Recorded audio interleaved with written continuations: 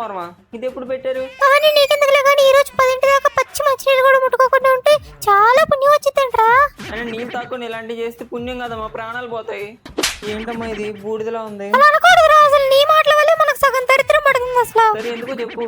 నోరు మూసుకొని నేను చెప్పింది, కళ్ళు మూసుకొని దేవుడు తలుచుకొని దాన్ని 3 సార్లు ఆకాశంలో కూదు.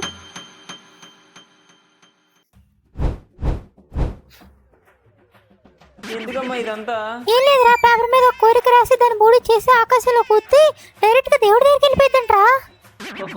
ఓహో, మరేమని రాసావు? నువ్వు బాగా చదువుకోవాలని, ఉన్న పరీక్షలన్నీ పాస్ అవ్వాలని రాశానురా.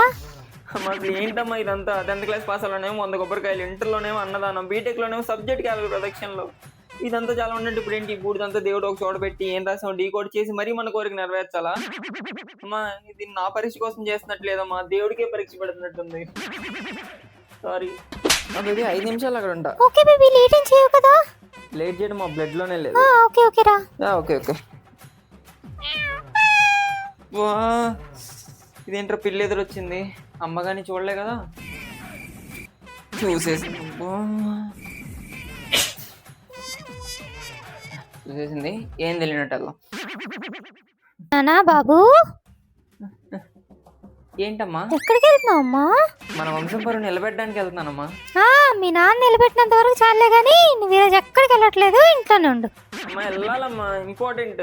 పిల్లి ఎదురాడు దరిద్రం అనుకుంటే పైగా తుమ్మేవు. అస్సలు వెళ్ళకూడదు, అస్సలు మంచిది కాదు. కాబట్టి మన పక్కన పుల్లారావు గారు లేరు, ఆయన కూడా అలాగే పిల్లి ఎదురు వచ్చిందని ఎంత చెప్తున్నా వినకుండా బయటకు వెళ్తే పైల్స్ వచ్చిందిరా. పిల్లికి పైల్స్కి ఏంటమ్మా సంబంధం? అయినా అంకుల్ కూర్చొని క్రికెట్ ఆడొచ్చు అనే టైప్ అమ్మా, అందుకనే ఆయనకి పైల్స్ వచ్చి ఉండిద్ది. అమ్మా కుదరదమ్మా, ఇవన్నీ చెప్పొద్దు నాకు, నేను వెళ్ళాల్సిందే ఇప్పుడు ఎలా అయినా. నువ్వు మా మాటలు ఎందుకు వింటావులేరా? పెళ్ళైతే నీ పిల్ల మాటలు అయితే అన్ని వింటావు నువ్వు.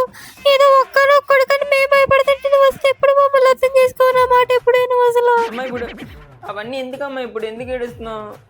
అమ్మ నాకు తెలియక అడుగుతున్నా, ఇవన్నీ నీకు ఎవరు చెప్తున్నారమ్మా? ఈ పురాణాలు, భక్తి టీవీ అవేమన్నా చూస్తున్నావా?